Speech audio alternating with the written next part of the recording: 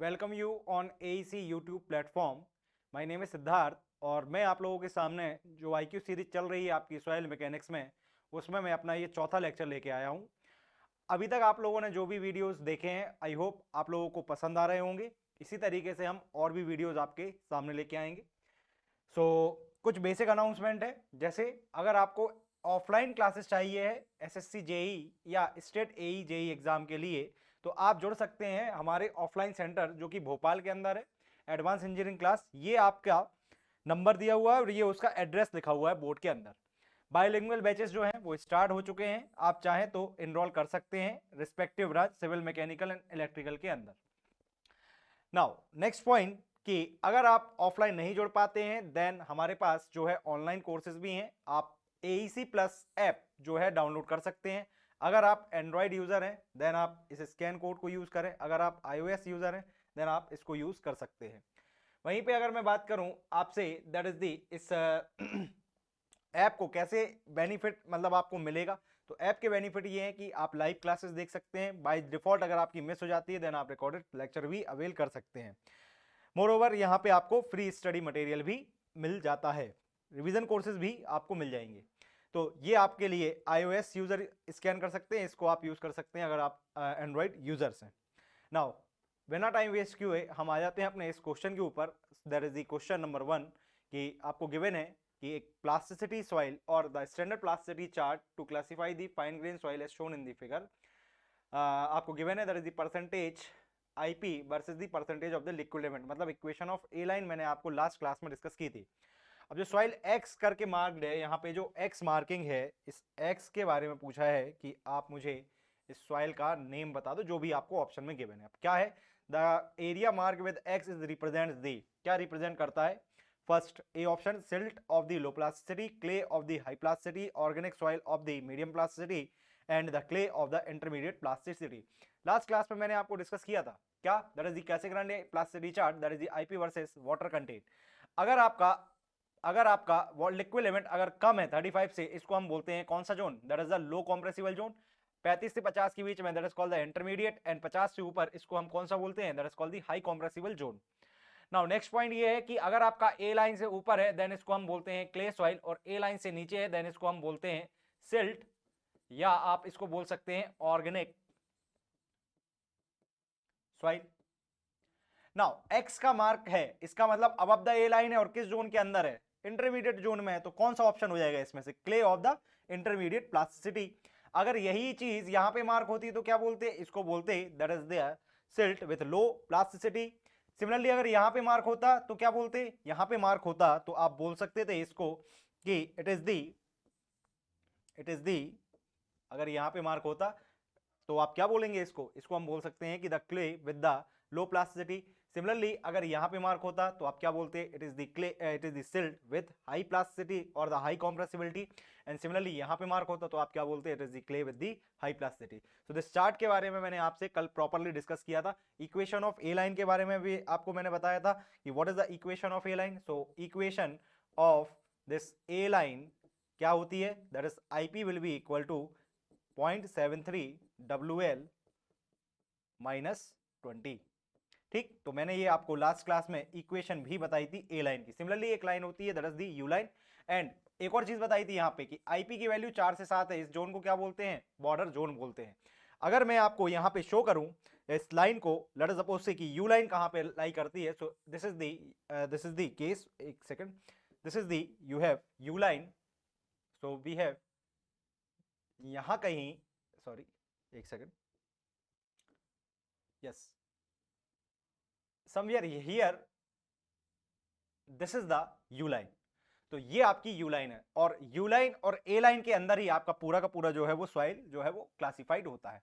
सो इन दोनों जोन के ही अंदर आपकी क्या है, पूरी की पूरी जो है वो सॉइल क्लासिफाइड होती है as per IS classification. Clear है पहला क्वेश्चन? तो करेक्ट ऑप्शन इसका क्या है, the answer will be D।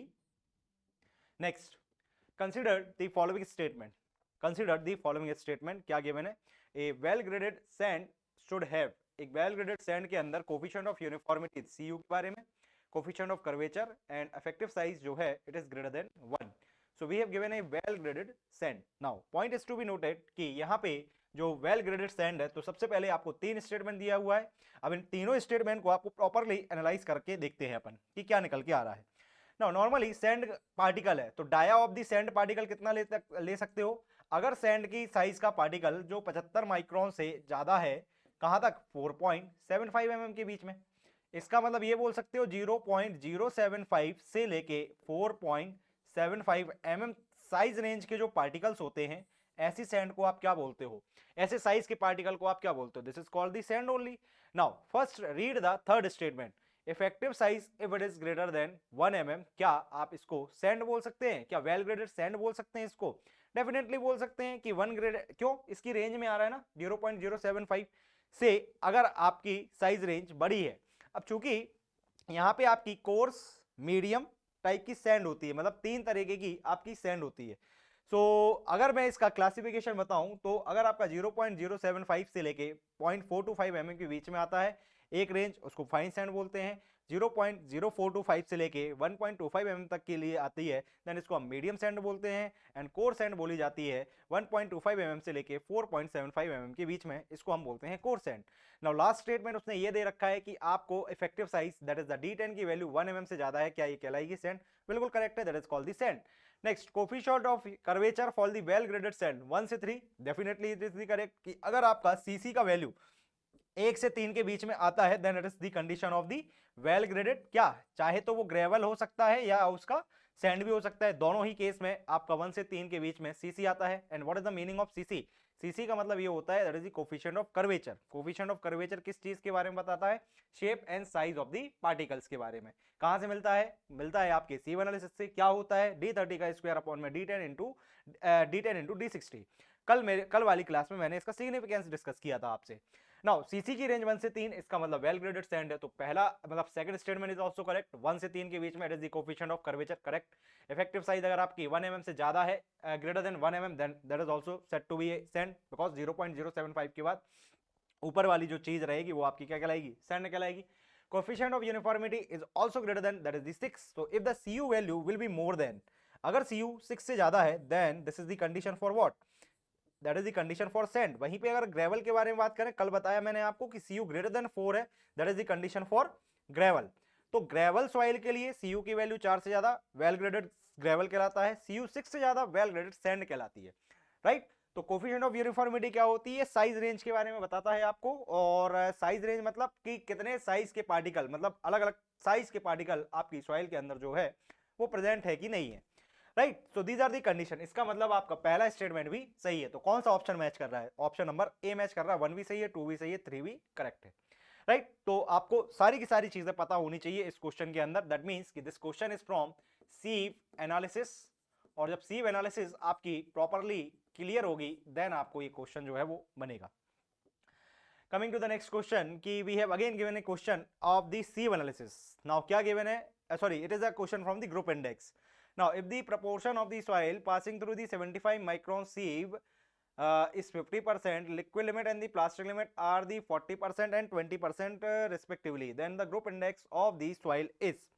तो फर्स्ट ऑफ ऑल आपको ये पता होना चाहिए कि what is the meaning of this group index. Normally group index का अगर मैं आपको कंसेप्ट बताऊं, सो GI, that is called the group index. Now, this group index is generally used to classify the soil, but इसका practical जो use है वो आपके हाईवे में जो उसकी थिकनेस निकल के आती है उसके लिए यूज किया जाता है। अब क्या होता है? एम्पेरिकल रिलेशन है, that is the value of GI will be given as 0.2a 0.2a plus 0.05 AC plus 0.01 BD। अब इसमें ए बी सी और डी का मतलब क्या है? इसका मतलब ये है कि ABCD इनका क्या मतलब है? सो मैं पहले लिख दे रहा हूं।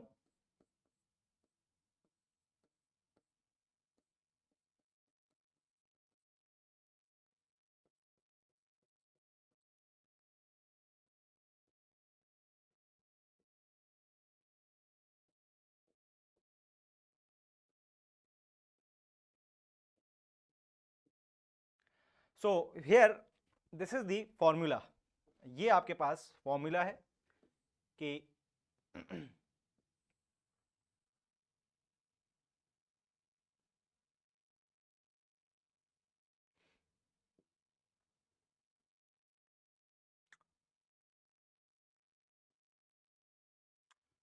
so this is the formula, that is the point 2a plus 0.005 AC plus 0.01 of VD. Now where A, B, C are the constant whose value is given by P minus 35 less than 40. क्या मतलब है? P का मतलब होता है यहाँ पे percentage of finer lesser than 75 micron. तो percentage finer lesser than 75 micron minus 35, this value is never be greater than 40. अगर 40 से ज्यादा आ रही है considered as 0. नेक्स्ट नेगेटिव आ रही अगेन कंसिडर्ड एज 0. अगेन यहाँ पे भी P का मतलब वही है.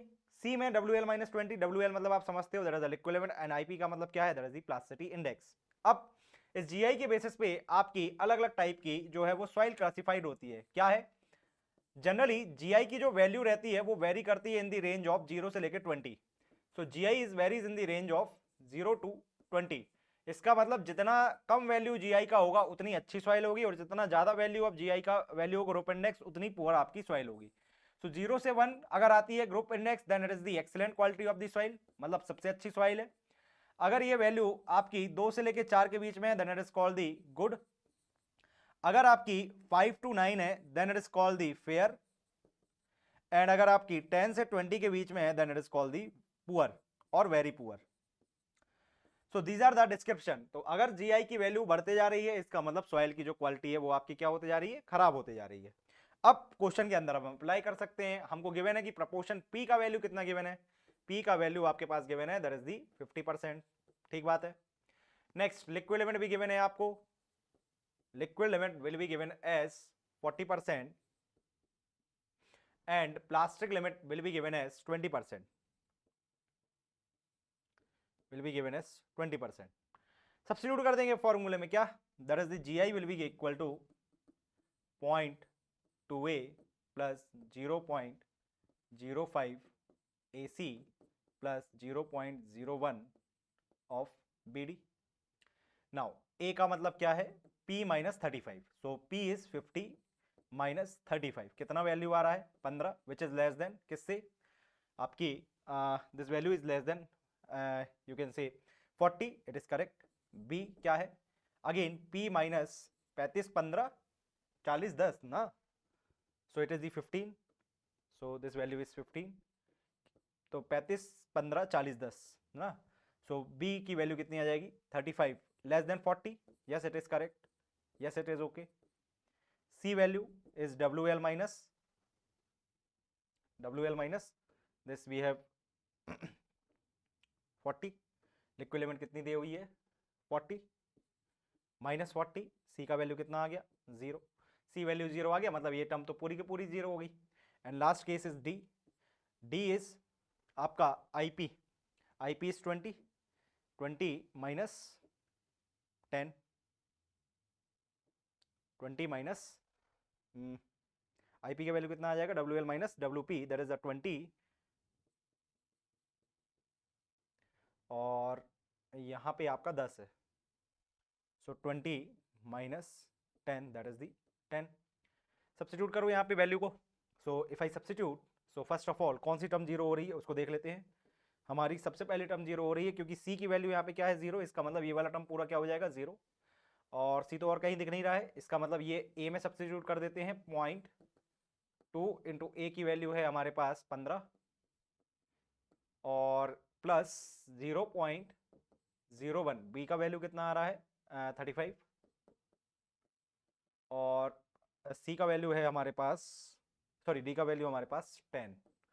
इसको सॉल्व करेंगे तो कितना वैल्यू आ रहा है देखते हैं. 15 दूनी 30, तो 0.2 इंटू 15, ये तो 3 आ गया यहाँ से. So this value is 3 plus 5 into 10 into 0.01, 3.5. so it is 6.5 है ना. so my answer is comes out to be the 6.5. so right answer will be the 6.5. Right, this is the group index. अच्छा, group index के ऊपर मैंने एक और question डाल के रखा है, पहले मैं उसी क्वेश्चन पे आ जा रहा हूँ। सो ग्रुप इंडेक्स के ऊपर मैंने वन मोर क्वेश्चन डाल के रखा है, सी दिस। अब ये तो आपकी थ्योरेटिकल, मतलब मैंने आपको एक क्वेश्चन दिया था numerical. Now this is the numeric statement question. Read this problem. A minimum value of the group index for a soil can be taken as zero. क्या मिनिमम वैल्यू हम जीरो ले सकते हैं? डेफिनेटली ले सकते हैं। And maximum possible value of group index is 20। अब भी जस्ट मैंने बताया था। सो बोथ द स्टेटमेंट क्या है? करेक्ट है। इसका मतलब zero is taken as the minimum value and 20 is taken as the maximum value. इसका मतलब करेक्ट आंसर क्या हो जाएगा? Answer number A will be the right answer. तो ये आपका जनरली किस तरीके का क्वेश्चन है? न्यूमेरिकल टाइप के साथ साथ आपको स्टेटमेंट टाइप का भी क्वेश्चन यहाँ पे मिल जाएगा। ये मैंने स्टार्टिंग में बताया था आपको कि आपकी वैल्यू कहां से कहां तक वैली करती है, 0 से लेकर 20। 0 is the minimum, maximum is 20, और this is the description of the GI के आधार पे। नाउ नेक्स्ट पॉइंट आप लोगों को जो याद रखना है इसके अंदर, अब ये पॉइंट ये है कि आपके लिए जो बच्चे एसएससी में प्री में अच्छा मार्क्स लेके आ रहे हैं, उनके लिए हम लाए हैं अभ्यास बैच। अभ्यास बैच स्टार्ट हो चुका है 5 दिसंबर से। जिन बच्चों को लगता है कि उनकी एसएससी मेंस की प्रिपरेशन थोड़ी सी वीक है, वो जुड़ सकते हैं हम लोगों से इस अभ्यास बैच के माध्यम से। कौन सी ब्रांच में जुड़ सकते हैं आप? सिविल में हो तो, इलेक्ट्रिकल में हो या मैकेनिकल में हो तो, तीनों के तीनों जो ब्रांचेस हैं, अगर वो चाहते हैं कि उनकी प्रिपरेशन अच्छी हो सकती है, अगर उन्होंने नहीं पढ़ा है, तो आप जुड़ सकते हैं एडवांस इंजीनियरिंग क्लासेस के साथ अभ्यास बैच के थ्रू। नाउ ये बैच जो है वो ऑनलाइन ऑफलाइन दोनों माध्यम से है। जो बच्चे मोबाइल में ऑफलाइन करना चाहें ऑफलाइन कर सकते हैं, ऑनलाइन करना चाहें तो आप AEC प्लस ऐप से भी इसको अवेल कर सकते हैं या देख सकते हैं।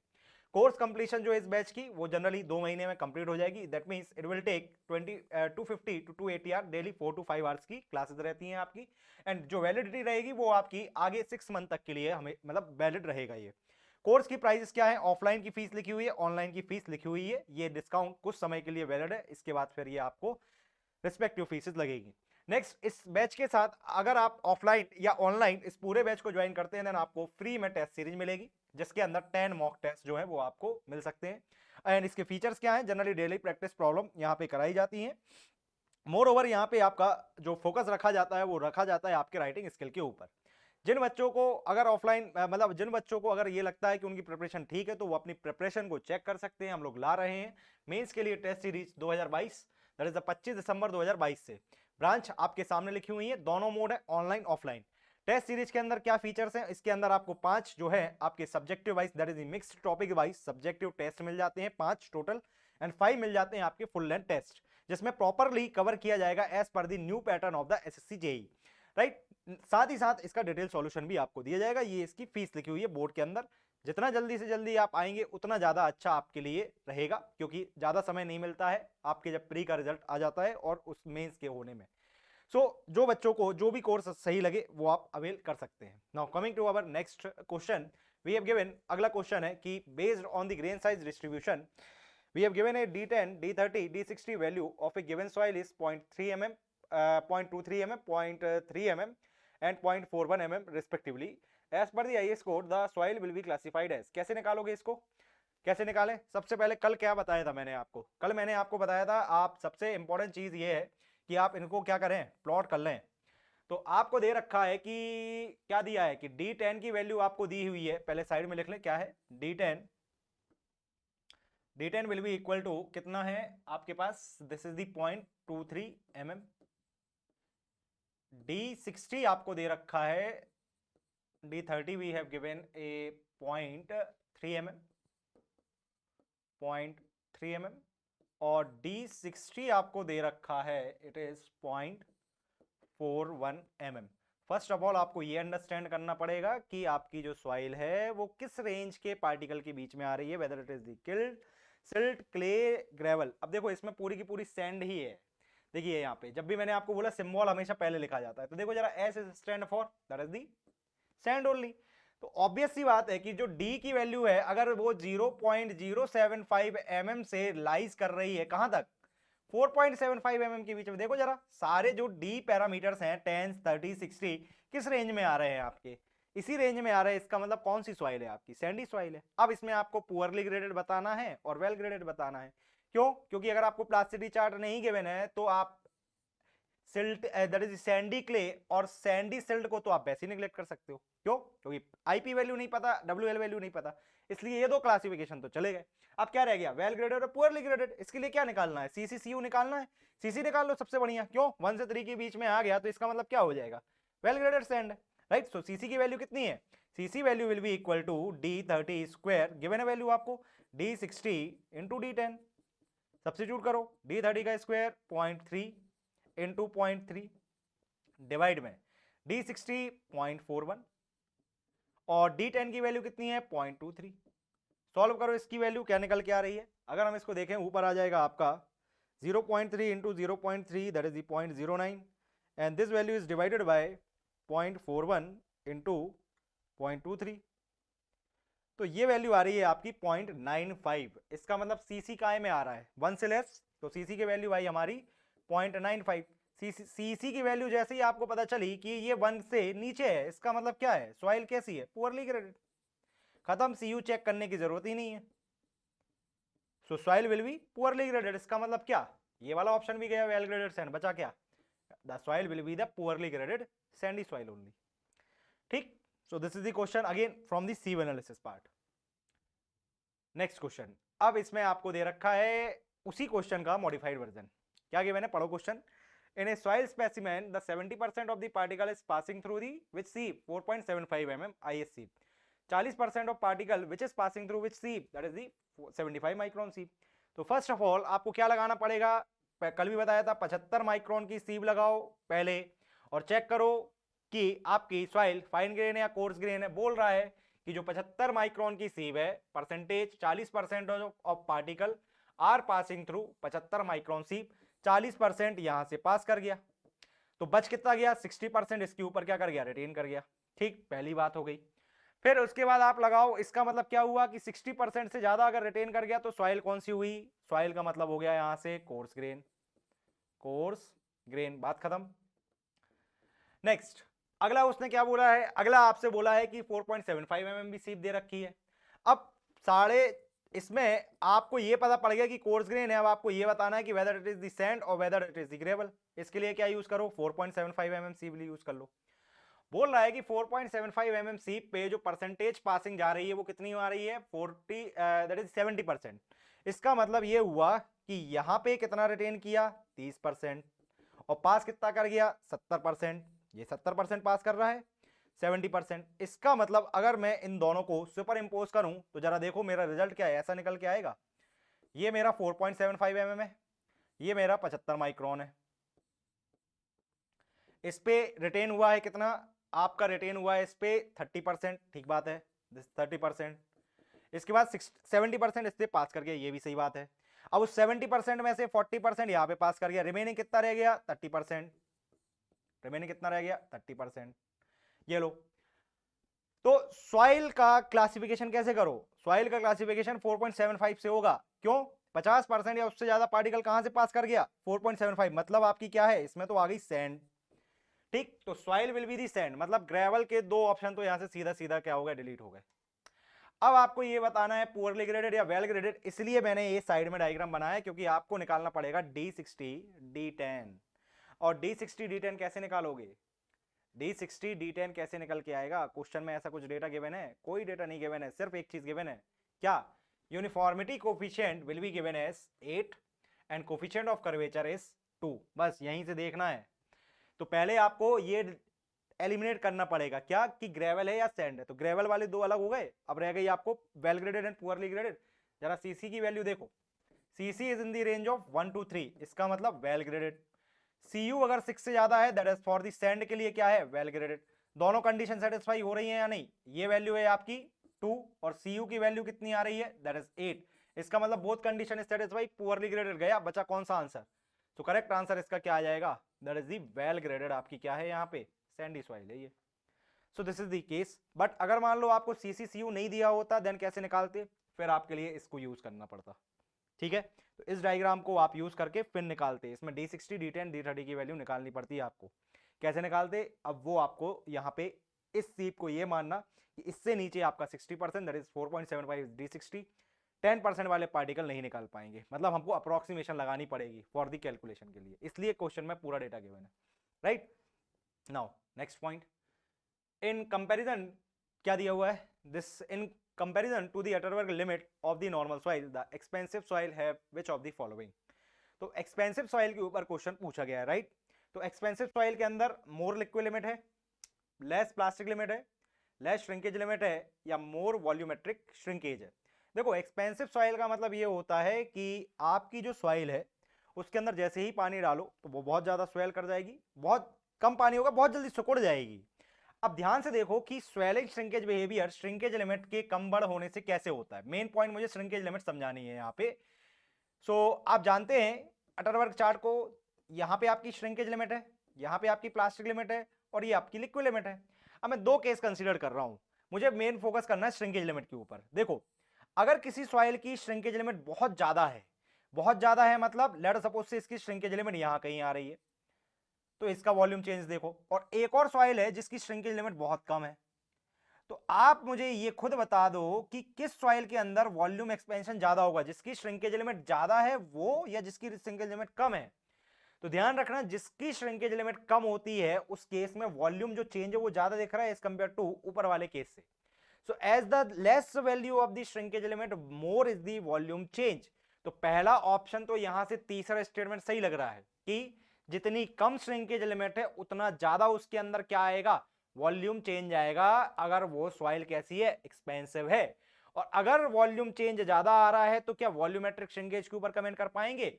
वॉल्यूमेट्रिक श्रिंकेज क्या होती है, वॉल्यूमेट्रिक श्रिंकेज का मतलब क्या है, it is the change liquid limit corresponding dry volume, मतलब percentage change of the volume with respect to dry volume, liquid limit and shrinkage limit पे जो वॉल्यूम है।